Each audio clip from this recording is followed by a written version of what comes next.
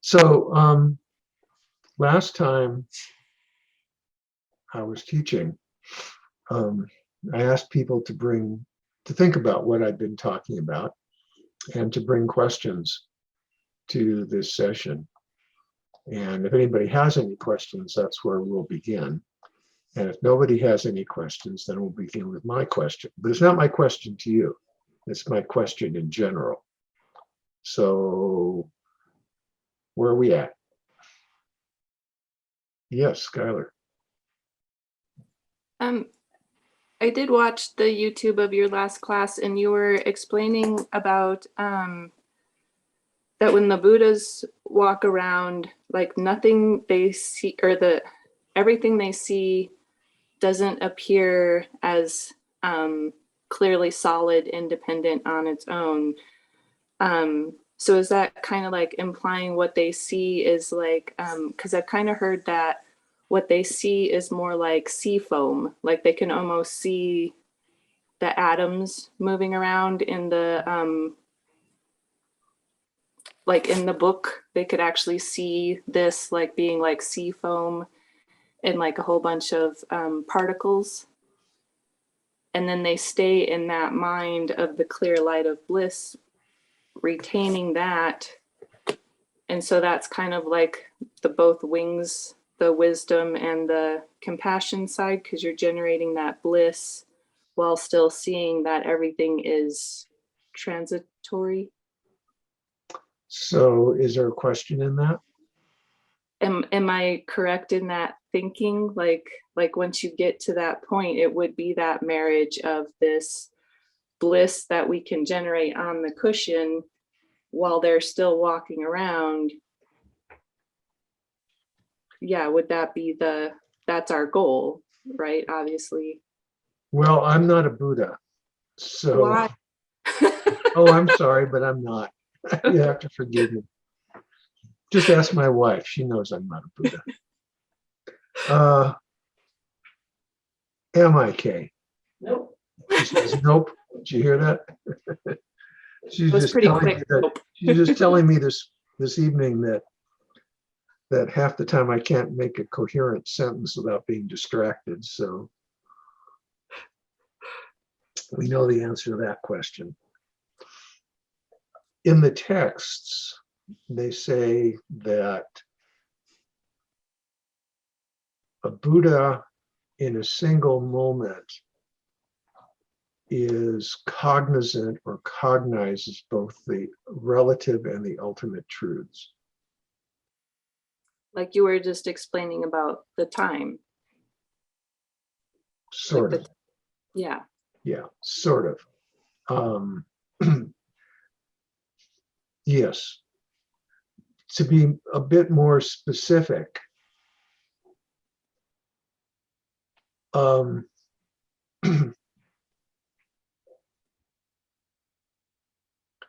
we as ordinary beings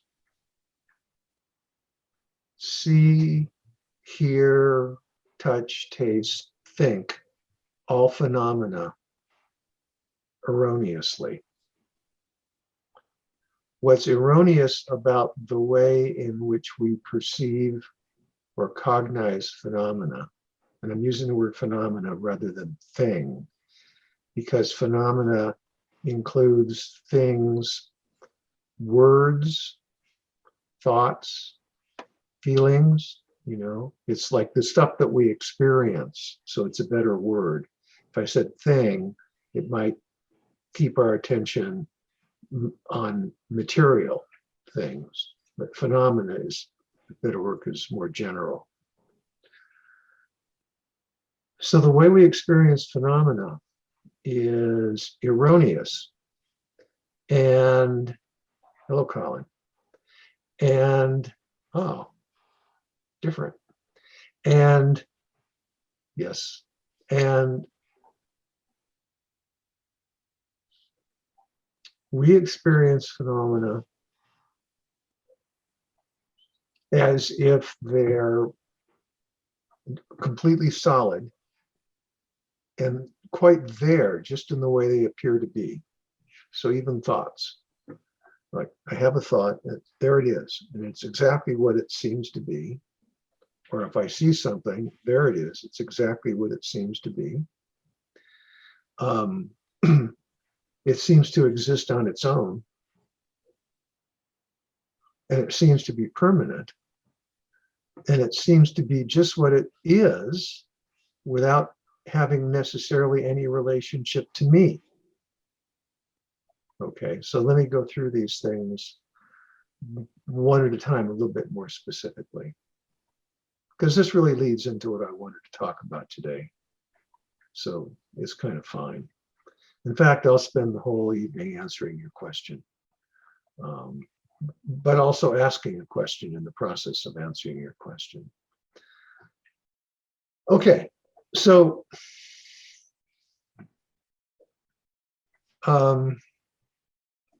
anything I look at, like, I don't know, this book,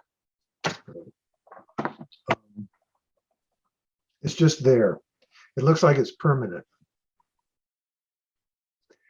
But, you know, if I really think about it, I realize that in fact it's transitory. That what's happening is that, for one thing, if I were to really kind of analyze it, you know, I look at the paper, I'd realize that the paper used to be a tree, used to be sunlight, used to be rain, right? I mean, that's where paper comes from. They grind up trees, right? And that all that paper went through a printing press, and somebody had composed a book, cut the text of the book that got printed on the paper, and then it was stocked on bookshelves and it got shipped to me. So all that stuff had to happen for this book to be sitting on my desk.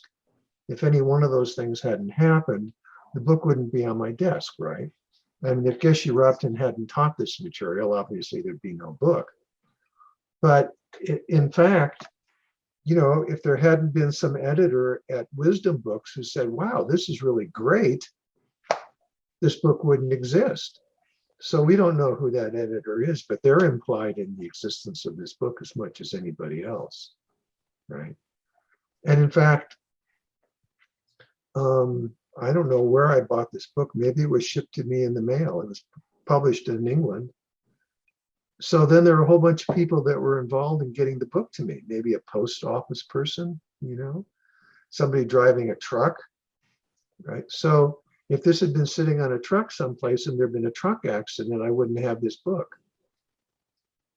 So the guy driving the truck is implied in this book being in my possession as much as anybody else. Well, we don't think about any of that stuff. It's just here. But reality is that all of that stuff is involved in this book being here, right? So that's the way of saying that this book exists or arises on the basis of causes and conditions.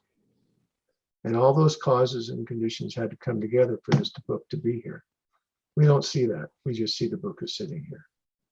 That's the way we see everything in our lives. It's not true. Everything that we see, everything that we experience depends upon extraordinary coming together of causes and conditions. I mean, I'm sitting here, you know, if it hadn't been for my parents coming together, I wouldn't be here. If it hadn't been for the Second World War, if I was here, I'd be 7 years older probably, which means I probably wouldn't be here because I'm 75. I'd probably be dead by now, right? Okay. Now there's an interesting, I mean, think about that. My father was drafted, right, into the army. Well, so if there hadn't been an entire war, everything here would have been different. I wouldn't have been here probably talking to you. Okay. But we don't think about that. But that's the truth. Okay. And the truth is that it's going somewhere. I mean, this book isn't permanent. It's going to, what, fall apart? You know, end up in recycling or in the trash. Maybe it'll get buried in a big hole 3 miles away from me to the west, where Santa Fe buries its trash. Or maybe it'll go up to Nopal Road and get ground up to be recycled. That's where it's going to end up. But only after I'm dead, because this is a great book. I'm never going to let it get recycled while I'm alive. I read it every couple of years. It's a fantastic book. But you get my point. Okay. So we don't see anything in the cycle of time. Buddhas do. You see. Buddhas see things as being transitory. This is one of the things the texts say to us. So it doesn't mean that they don't just see this book sitting on my desk. They do. They see this book sitting on my desk. But the difference between what they see and what I see is when they see it, they know that it had a history to get here. And they know it's going somewhere. They don't merely just see it. Okay. That's a little bit trivial, perhaps, in regards to a book. But what about stuff that happens in our inner lives? Okay. So I'm I'm sitting in traffic today at the corner of Airport Road and Cerrillos. So Mary knows what I'm talking about when I talk about Airport Road and Cerrillos. And it's a long stop sign, a long stop light, because it's a four-way light. And I hear these cars, vroom, vroom, vroom. And as soon as the light changes to green on Airport Road, I'm on Cerrillos, this Corvette and this pickup truck stomp on the gas, and there's a drag racing process. They make a left turn up Cerrillos. And I'm watching this. I can't believe what I'm looking at. I'm in complete shock. They go zooming up Cerrillos, weaving in and out of traffic. It's amazing there are no accidents. And I'm thinking, this is bizarre for so many reasons. In the first place, who ever heard of a drag race between a pickup truck and a Corvette? At a busy intersection, probably the busiest intersection in Santa Fe on a Saturday afternoon, you know. And I'm thinking to myself, there are two guys in these two vehicles, and they're both testosterone poisoned. They're both completely out of their minds, crazy with testosterone. I can't conceive of any other reason why this could be happening. So this is what happened to me 3 hours ago. Okay.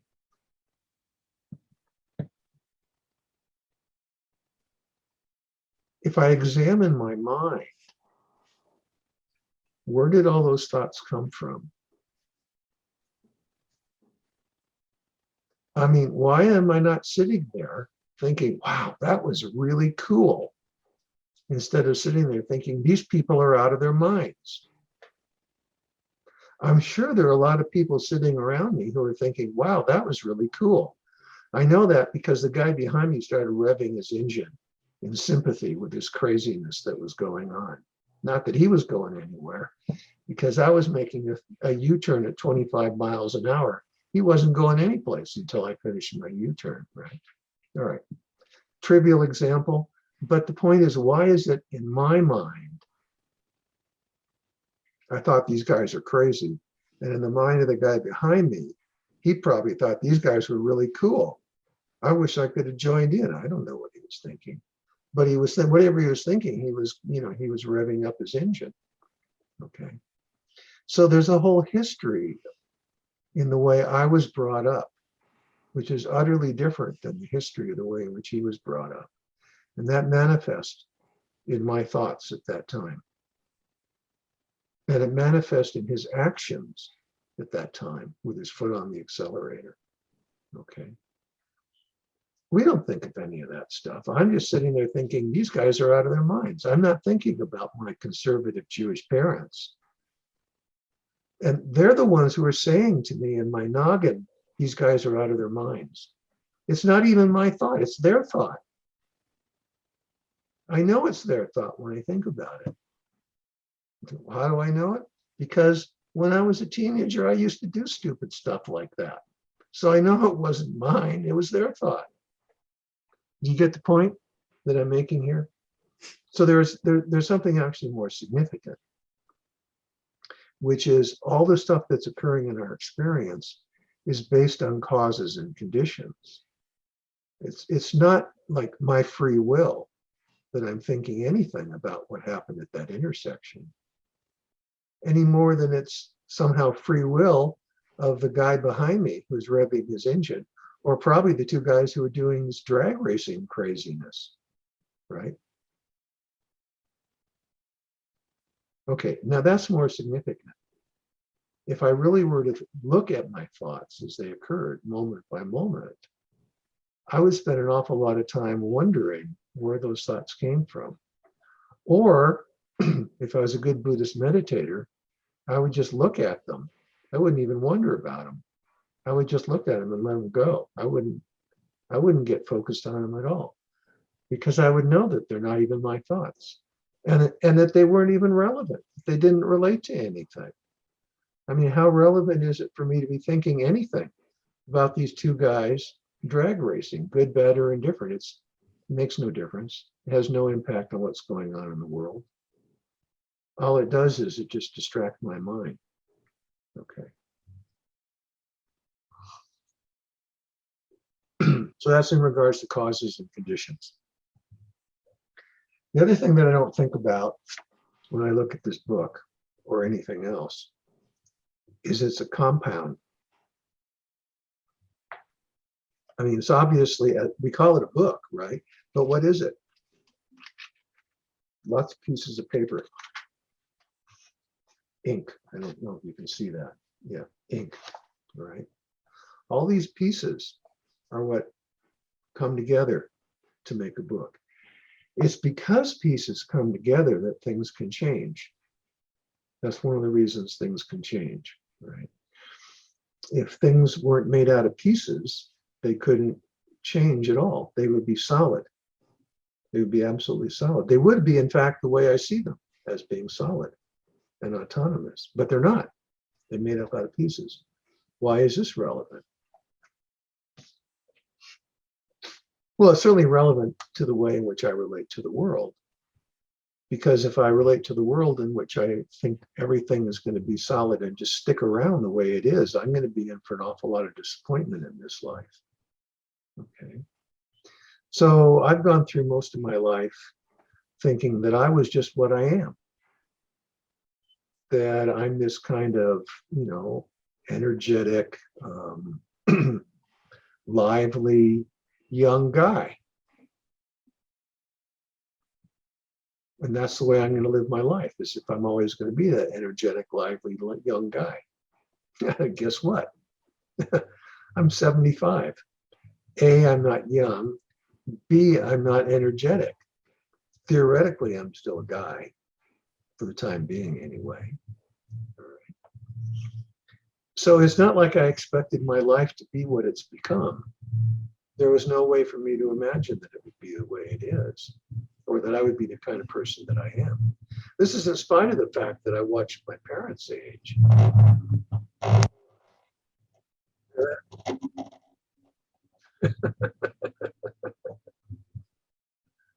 As somebody with an extremely loud muffler, guy down this, I'm not going to go into it, you get the concept.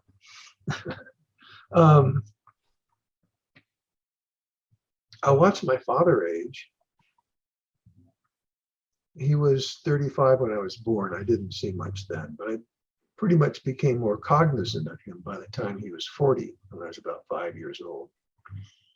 So I watched him age from the time he was 40 until he died at 86. You think on that basis I would have learned something about what I could expect about myself? Did I? No. Now here I am at 75, and you would have thought that I would have known what it was going to be like to be 75, because I knew my father when he was 75. Did I get it? No, I didn't, right? He was made up out of what? Parts, I mean, he had various organs that functioned until they didn't function very well. He was made up out of muscles that, when he was young, were very strong, very firm. He was very athletic. As he got older and older, they got saggier and saggier and got replaced by more and more fat. Because that's what happens when you have a desk job and smoke cigarettes. So you would think I would understand that this is going to be my story also. Did I? Right. So I was living in delusion about change and about what it means to be made up out of parts. But this is the way we live. That's not the way Buddhas live. Okay. When Buddhas look at a person, they see all the parts and they see all the history. They see what's going on in a person's mind and they understand where those thoughts came from because they understand a person's history by looking at them. Okay. So there is what's called conventional reality and ultimate reality. And His Holiness talks about this in the commentary that we were reading. And he's very specific. He says, conventional reality is real. It's there. It's just not there in the way we think it's there. Right? The way we think it's there is we think it possesses what's usually in the technological literature and literature, the philosophical literature. Let's get this out. What they usually say in the philosophical literature is we perceive things or phenomena as having inherent existence or intrinsic existence, which is to say, we perceive things as having a certain type of existence, not merely that they're there, but they're there in a certain way, that they're there permanent, as autonomous, as just what they appear to be. That's their intrinsic or inherent existence. Buddhas don't see that. They see what's there, but what we see is we see what's there along with seeing its intrinsic existence. What's negated in the Heart Sutra, when Avalokiteshvara is speaking in the Heart Sutra, when he says form is emptiness, emptiness is form, he's saying that form is empty of intrinsic existence, is devoid of intrinsic existence. But he's not saying there's no form whatsoever. So in the section last week that I was kind of harping on, let me do the screen share and go back to it actually.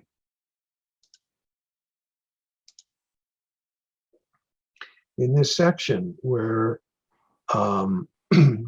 His Holiness is talking about form is emptiness, emptiness is form. Whoops, hold on a minute. Went a little bit too far here. 117. He says, as I have been repeatedly emphasizing, these teachings do. Well, what I need is page 116. Let me find page 116. I don't have it for a screen share, but let me find it.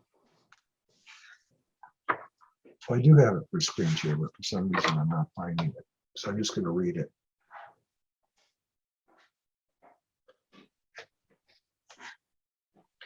We should not, however, understand that the self-emptiness or emptiness of self-nature to mean that form is empty of itself. This would be tantamount to denying the reality of form, which, as I have been repeatedly emphasizing, these teachings do not do. So here's the important part. Form is form. Things are things. The reality of form, the reality of things, being things or form is not rejected. Only the independent and thus intrinsic existence of that reality is rejected. And when he says rejected, he's saying this is not what Buddhas see. Buddhas see what we don't see. When he says rejected, it's what they reject. It's what Avalokiteshvara rejects, which is the intrinsic nature of the things that are being perceived. Now, this is really important.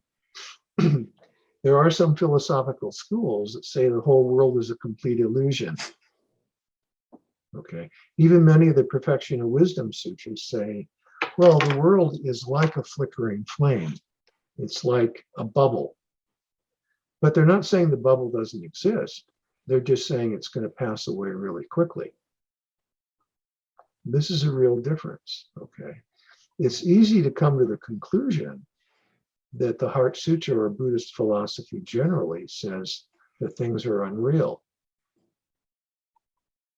It doesn't say that. There are Indian schools of thought that say that things are complete illusions. Buddhist philosophy would say things are like an illusion.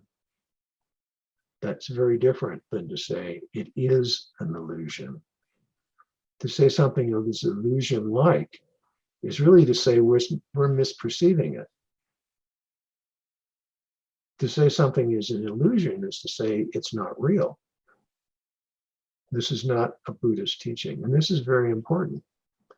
If things are unreal, there's no really good reason to have one kind of relationship or another with things, right? I mean, if you punch somebody in a dream and then you wake up, did anybody get hurt?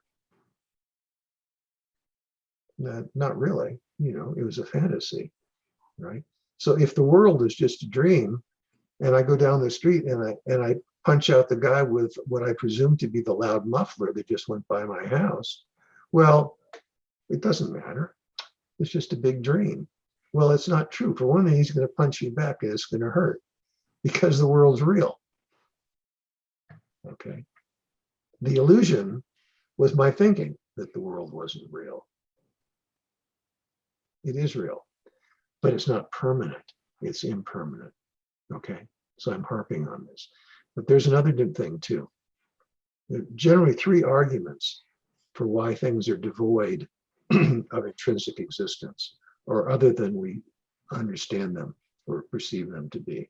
One is the first one I talked about, which is that everything depends on causes and conditions.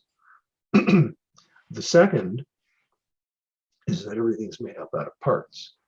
But the third is that everything that exists is merely a designation. Now, this is where it gets tricky. Merely a designation means that what we are experiencing, we're experiencing as what we take it to be because our minds label it to be that thing. Okay, so the reason that I don't see a stack of papers here, right? The reason I don't see a stack of papers here is because I see a book. Book is a concept in my mind. But a bunch of papers that are glued together between some cardboard is the reality of what's here, not what I see. Okay, that goes for everything. The reason I don't see a bunch of parts that are changing over time because they depend on causes and conditions is because in my mind I have a concept of something. And I lay that concept, I designate that concept, I project that concept onto the phenomenon of experience. And that's what turns it from a process into a thing. It's my mind, it's my consciousness that converts processes into things. And as soon as I convert the process into a thing, which is to say I give it intrinsic or inherent existence, as soon as it stops being a process in my experience, then I no longer see it as transitory, dynamic, dependent, composed of parts. So that's where the tricky part is that third reason. Okay. When I can see that process going on, which is what Buddhists do, or good meditators, when I can see that process going on, then I can see what reality is. Then I can see conventional truth as it really is. Okay. Then when I'm at the intersection of Airport Road and Cerrillos, and the drag racing starts, and I watch what's going on in my mind, right? I know that's my father speaking in my mind, that it's not me. And I know that that's a judgment. I mean, what's wrong with drag racing on Cerrillos? Obviously, the two guys who are doing it didn't think there's anything wrong with it. What makes me right and them wrong? especially since they didn't crash into any cars. They just made a lot of noise. Okay. It's my own concepts. So that's where it gets important and gets interesting. Because if I can label something, I can mislabel something. And in fact, I mostly do mislabel things. Okay. All right, I've sort of, as I've said, beaten this up. Okay. Do we get the point? All right, now there's another point.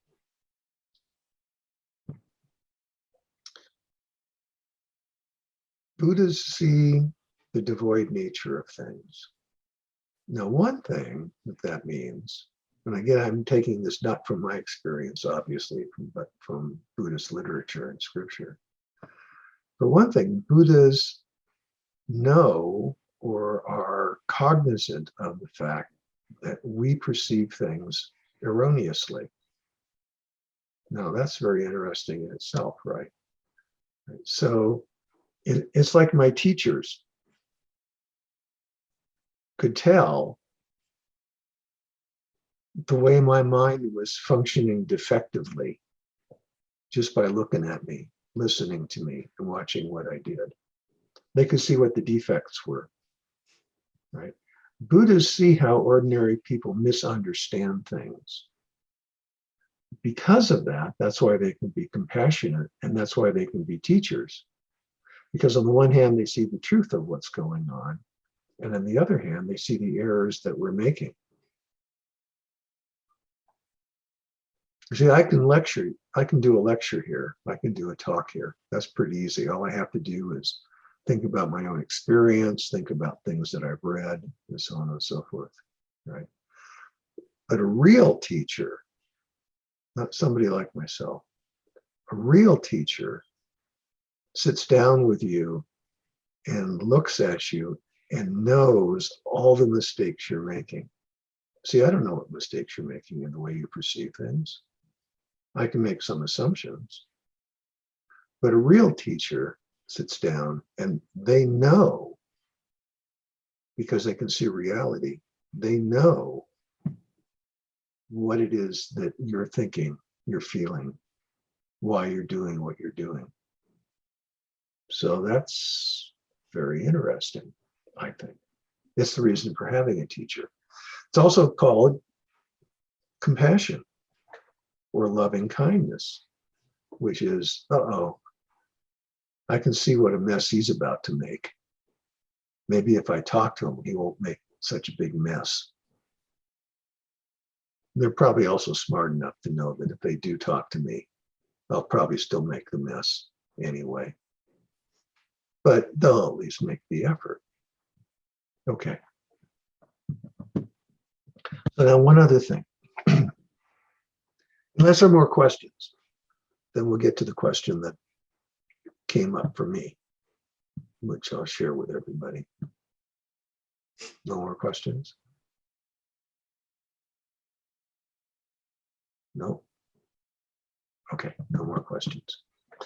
Let's go back to, did I answer your question or over answer your question, Skylar? You answered it perfectly. Thank you. Okay. All right, good. Let's go back to the screen share.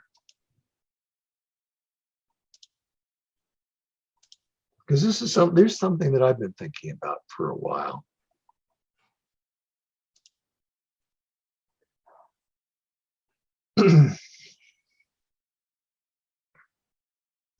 So His Holiness here has been making this point about emptiness is the emptiness of something, right? So here's the way he ends this passage. Furthermore, since emptiness can only be understood as ultimate reality, which is seeing things as they truly are, in relationship to individual phenomena, individual things and events, when an individual phenomenon ceases to exist, the emptiness of that phenomenon will also cease to exist. So, although emptiness is not itself the product of causes and conditions, When the basis for identifying emptiness no longer exists, the emptiness of the thing also ceases to exist. And then I pointed out something about this note, which we may get to today, or we may not. Okay, so over and over again, he's emphasizing the reality of conventional reality. We live in delusion. Buddhists don't live in delusion. Our delusion is that we see phenomena as having inherent existence.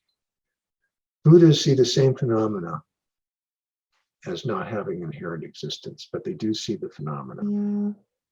Okay, so this is very important. He reiterates this over and over again. But then something happens in his commentary.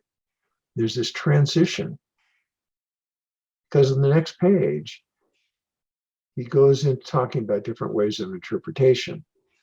Okay. Then he says, one way to understand this passage, being form is emptiness, emptiness is form, which also applies to all the skandhas, and most importantly, consciousness. Consciousness is emptiness, emptiness is consciousness, right? It applies to all aspects of our existence. One way to understand this passage is from the perspective of a meditator realizing emptiness directly.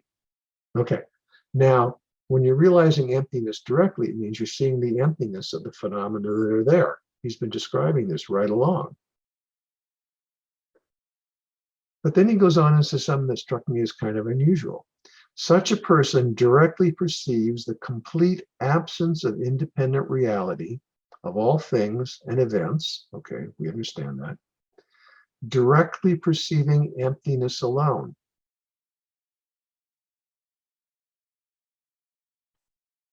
In such a state, no multiplicity is experienced. There is no form, no feelings, no sensation, no perception, no mental formation, nor anything at all. So here he's saying that for a meditator, experiencing emptiness directly, they're not experiencing any phenomena. Now, this seems to contradict something, right? Let me go back to this page. This is back to page 117. When he's talking about the nature of emptiness. It's important to clarify that we are not speaking of emptiness as some kind of absolute strata of reality, akin to, say, the ancient Indian concept of Brahman, which is conceived to be underlying absolute reality, which is conceived to be an underlying absolute reality from which the illusory world of multiplicity emerges. Emptiness is not a core reality, lying somehow at the heart of the universe from which the diversity of phenomena arise. Emptiness can only be conceived in relation to individual things and events. And yet, when he talks about this way of interpretation, one way to understand this passage, such a person directly perceives a complete absence of independent reality of all things and events, directly perceiving emptiness alone. In such a state, no multiplicity is experienced. Okay, do you catch the disconnect here that I'm focusing on? Or am I just being too abstract? Anybody? Nobody. Lou. If if emptiness disappears when the object disappears, Yeah, like David's emptiness. then how can you see the emptiness if the object no longer is perceived by your reality? Good question. I mean, well, you can't perceive the emptiness of David if David is dead, for one thing. Okay. But let's say David's alive and a Buddha is perceiving David's emptiness. But here he's saying that if all the Buddha is perceiving or all the meditator is perceiving is emptiness, they're not perceiving anything at all. Which does sound a little bit like, oh, here's this vast emptiness and there isn't anything, doesn't it? Skylar's shaking her head, yes. Colin? No thoughts? Okay, we'll let it go. Yeah, you're going to say something, Skylar? And it also kind of like implies to me that everything would kind of arise from that emptiness. Like the emptiness is a thing that everything arises from, Right. in a way. Yeah, it does seem that way. It almost seems like he's talking about emptiness as something that everything arises out of. He does say something about that, right? Okay. So I've been thinking about this for a week. Ah, Colin. All right. So how do I want to phrase this?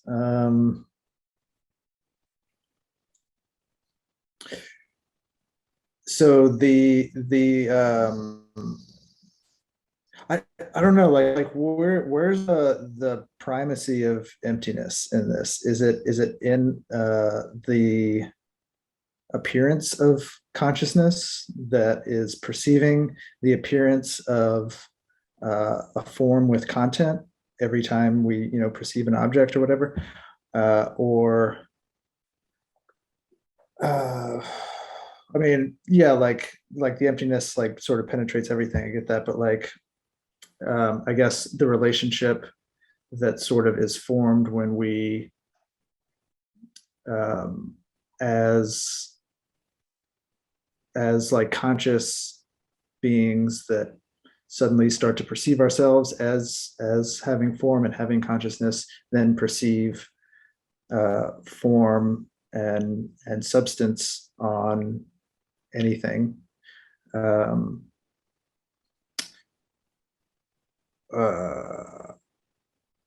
am I going with this? Do you understand what I'm asking? I'm not sure that I do.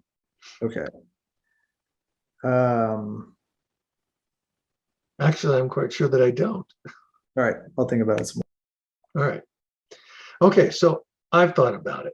All right. And so let me tell you what my thoughts are on it, because it seemed like an extraordinary disjunction, right, in his commentary.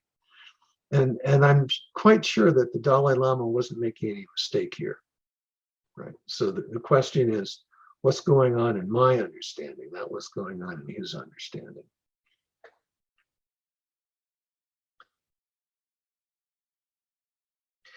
It seems that when we're talking about form is emptiness, emptiness is form, and making the assertion that the true nature of a phenomenon is its transitoriness, its dependence, its lack of autonomy. That's its emptiness.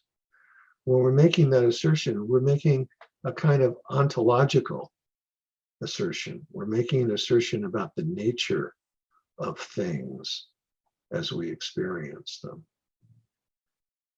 But here, he's saying, but for a meditator who meditates on the empty nature of all phenomena, the phenomena seem to disappear. Now, it's not that the phenomenon has actually disappeared. What's happened is it's gone out of the experience of the meditator. That's what I think he's talking about. There was an article in Tricycle magazine. Let's see if I can find this.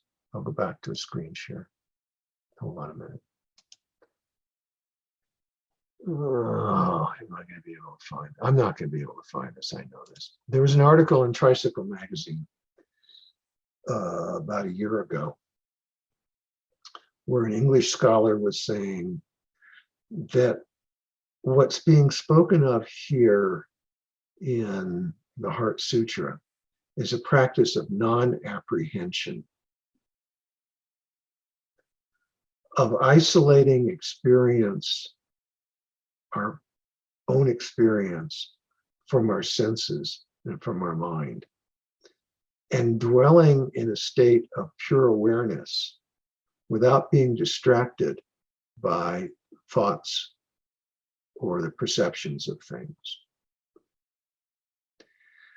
Now, I don't know if His Holiness is talking about a meditation on non-apprehension or not, but what he is talking about, as far as I can figure out, is he's saying that when you've developed an understanding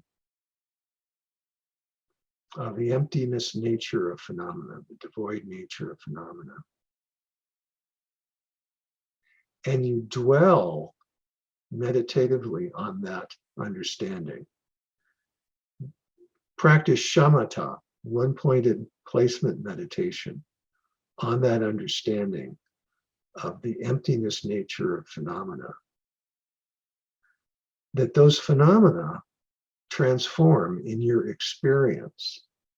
That first you begin to see them as dynamic processes, which is what they actually are. And then you actually fail to see things at all. Maybe better to say you fail to see phenomena at all, even processes, because we perceive processes almost as if they're things. We reify them.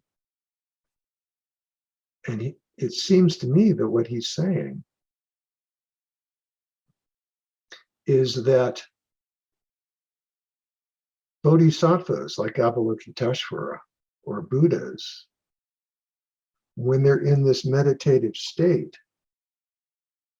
of perceiving the emptiness of phenomena, the ultimate nature of things, are not perceiving the conventional nature of things. Now, this seems contradictory, because I just said it's possible that one of the definitions of Buddhas is that they perceive the ultimate nature of things and the conventional nature of things at the same moment. But that's when they're in the ordinary space, I guess, that we occupy along with them. But if they're in a meditative state, they're in a state where they're experiencing nothing whatsoever. And one of the things His Holiness says about this, I'll answer your question in just a moment, David. One of the things that His Holiness says, let me go back to the screen share.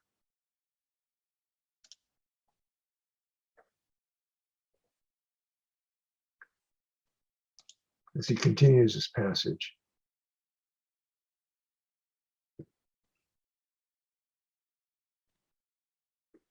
When the mind perceives emptiness directly, it perceives nothing else, and so within such a perception, there is no longer subject and object.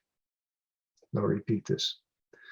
When the mind perceives emptiness directly, it perceives nothing else. So this is in a meditative state.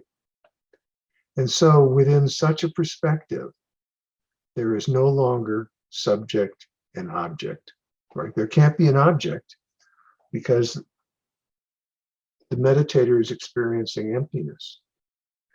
So what other state do we know of in which there's no longer subject and object? So here we have to shift to more of a tantric perspective. It's what's called clear light mind. It's the mind at the moment of death. All right. So it seems to me that what His Holiness is saying is that the bodhisattvas who truly understand what's being taught in the Heart Sutra, like Avalokiteshvara, right? On the one hand, talk about the empty nature of phenomena, but on the other hand, they talk about developing an experience of complete emptiness where no phenomena exist. And that's like the clear light state, which is the goal of tantric practice. Now that gets me back to, I know this is getting subtle, so I hope you're following this. That gets me back to note 23 here. Because note 23. Now this is Thupten Jinpa's note. In Vajrayana meditative practice, it is thus emphasized that when one meditates on emptiness within the context of deity yoga, in other words, when one meditates on the image of a bodhisattva like Manjushri or the Buddha himself or Yamantaka or whatever, Tara. When one meditates when one meditates on emptiness within the context of deity yoga, one meditates on the empty nature of the deity, it is important to choose a basis for one's meditation. This basis can be the aspect of the mind that will retain its continuity throughout an individual's lives until the attainment of enlightenment. The fact that the mind will continue on into the stage of enlightenment is one of the main reasons that the mind is often emphasized as the focus of emptiness meditation. Excuse me. This is also the case in other practices such as Mahamudra and Dzogchen, wherein the main focus of meditation on emptiness is one's mind. So I don't know if you catch the reason I'm emphasizing this.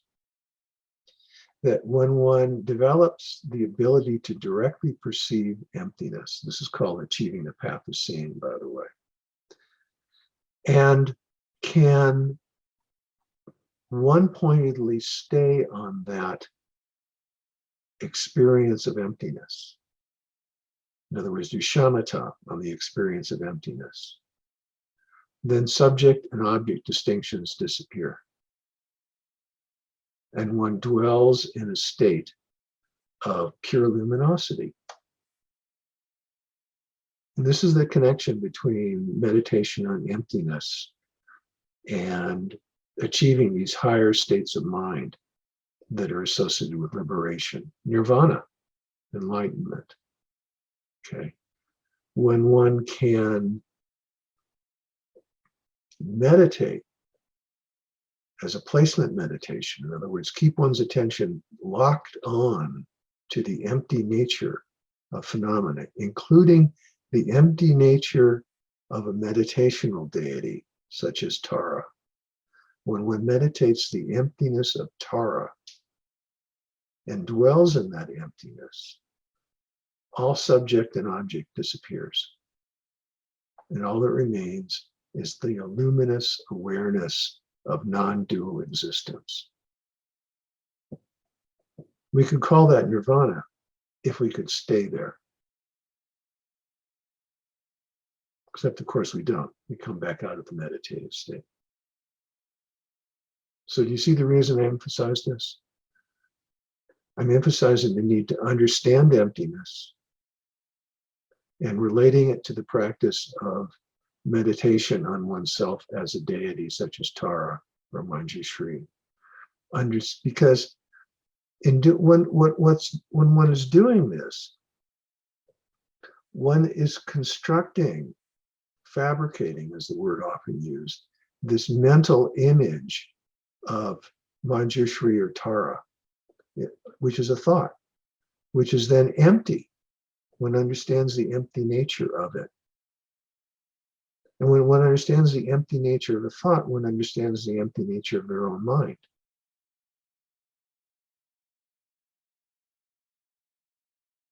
And dwells in this peaceful state, at least during the time of meditation.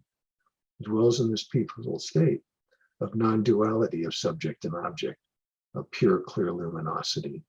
That's what His Holiness is referring to, I believe, in this comment that he was making.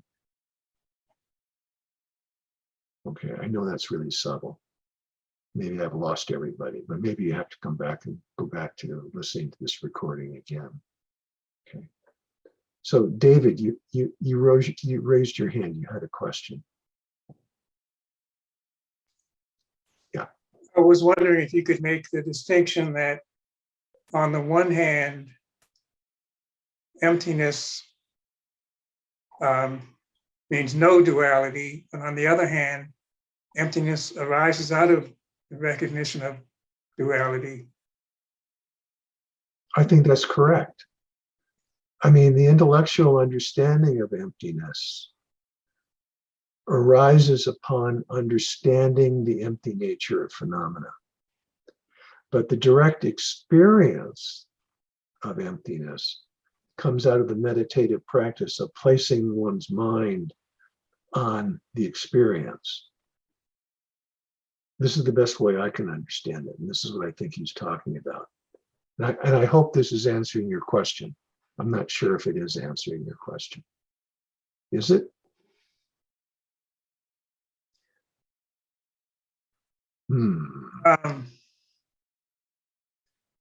Yeah, I see your point, and I mean it's like one half of the other, because they both seem to be connected to each other, but they're distinct. Right. I mean, in the tradition, first you think about and try and intellectually comprehend the nature of emptiness by studying it, studying the texts, for example. And then you spend time thinking about what that means. And then you begin applying your intellectual understanding to phenomena, to things. You find things to look at, think about. And you try to discern their empty nature, their devoid nature, right? And as you do that, you begin to get into the actual experience, not just the intellectual experience. You begin to perceive things as lacking inherent existence. You begin to see things as dynamic, as transitory. And then you begin to see things for what they are other than what you think they are. You stop designating your concepts onto what's there in your experience. And then as you do that long enough, everything begins to disappear. But His Holiness is also making this point that doesn't mean that somehow the non-existence of those things is their actual ontological true nature. He's drawing a distinction between what you experience in your relationship and what things are on their own, I guess you could say, is the best way to phrase it. Did I just obscure what it was you were asking me about? I'm afraid I might have. I can't tell. No, I think we're good. We're good? Is that because you've given up on my explanation or because you understand it? No, I mean, you've shown a light on it. You shined a light on it. Okay, well, that's good. All right. I guess we'll leave it at that. All right.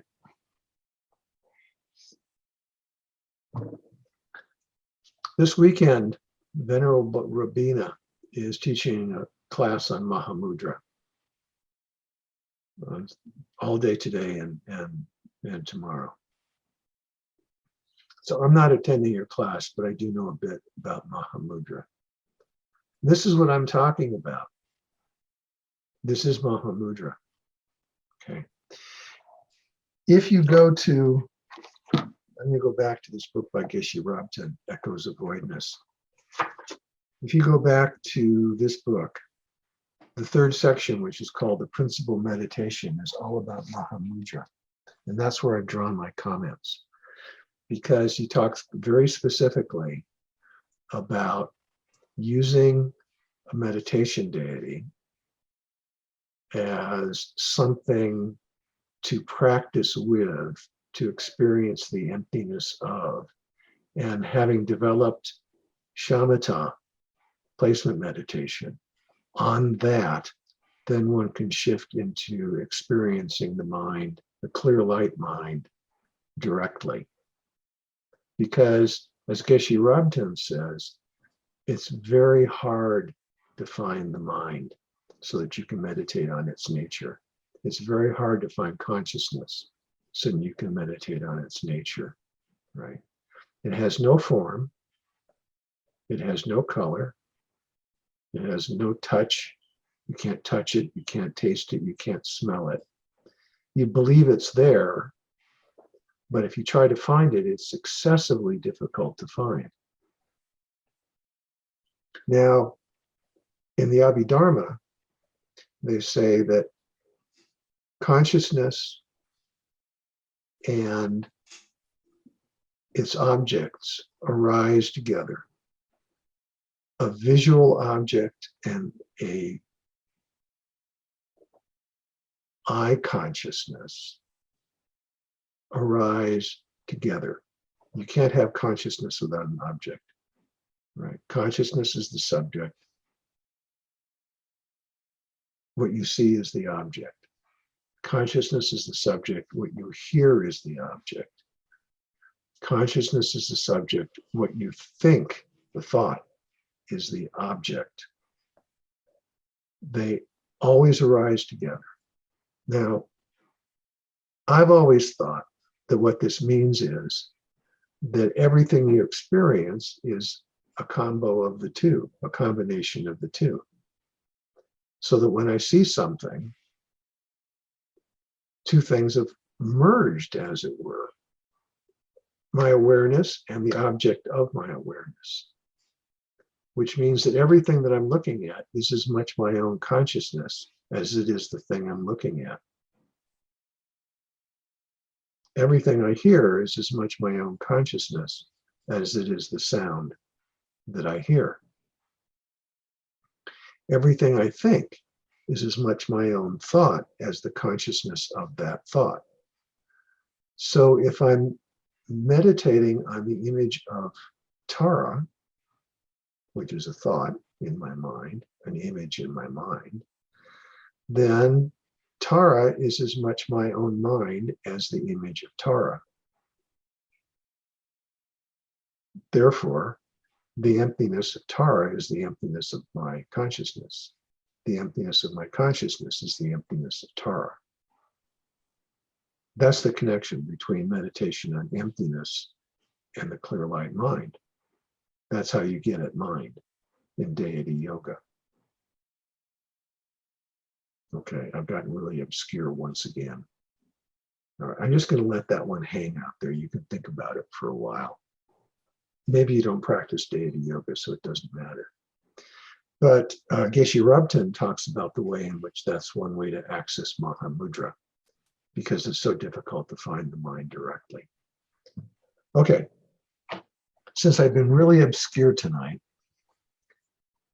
I thought I'd been really clear, but maybe I've been really obscure. From Venerable Rabina's Mahamudra Weekend Workshop meets tomorrow, Sunday, March 20th. Oh, the times went away. All right, but anyway, okay. I'll close with a Zen aphorism. Okay, so I think it was the third, maybe I'll be wrong about this, but the third Zen ancestor, the guy who became the third Zen ancestor, visited the second Zen ancestor, or else it's the second and the first, it doesn't matter, in a cave. And he says, Master, will you pacify my mind? My mind's driving me crazy. So I think it's nice to know that in 5th or 4th or 6th century China, whatever it was, the Chinese were being driven crazy by their own minds. It's not just modern people. So I'm always reassured by that. But anyhow, so he says, Master, would you pacify my mind? And the master says, sure. Here's what we need to do. I want you to go away, and I want you to find your mind. And when you find it, I want you to bring it back and show it to me. And so the student says, okay. And he goes away. And he comes back after some time and he says, okay, I'm here, master. And the master says, okay, did you find your mind? And the student says, I couldn't find my mind. And the master says, there, I pacified it. And he becomes enlightened on the spot. That's how hard it is to find our mind. Okay. Without any other comments. I always screw up these stories a little bit. Yeah, David. Yeah, I usually watch on Zoom, and I think one of the only classes I saw in real time was when he said something that, it's like a whole library of wisdom. He said, consciousness is the subject and I is the object. And our realization should be that doing is happening rather than I am doing. And if I could really ground that, that'd be good for this entire lifetime. But if I really mastered that realization, that'd be good. I don't care about any other realizations this lifetime. I have to agree with you. That's a great way to end. So let's end there. All right. Good night. Be back next week. And after that, I'll be on vacation for a month. And Venerable Losang will be teaching in April. And then I'll be back in May.